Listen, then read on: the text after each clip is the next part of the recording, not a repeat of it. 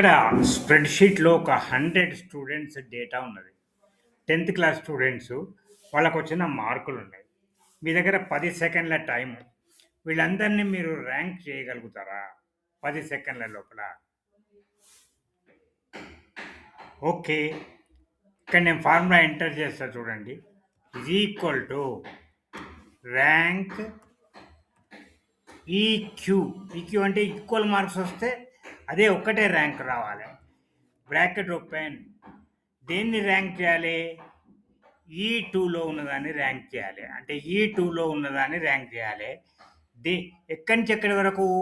ఈలో ఉన్న ఈ2 నుంచి ఈ10 వరకు 100 స్టూడెంట్స్ ఉన్నారు. వీళ్ళలో ర్యాంక్ చేయాలి. Bracket close, enter. So 46th rank అన్నమాట ఫస్ట్ అబ్బాయిది.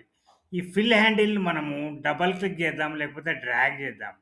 సో డబల్ క్లిక్ చేసిన అందరి ర్యాంక్ వచ్చేసింది. చూసారా మీరు? సో ఈ రకంగా మనము ఇది టీచర్లకు చాలా ఉపయోగం. ఈజీగా వాళ్ళు ర్యాంక్ చేసుకోవచ్చు. తర్వాత సార్ట్ చేసుకోవచ్చు. మార్కులను సార్ట్ చేసినా వస్తుంది మనకు.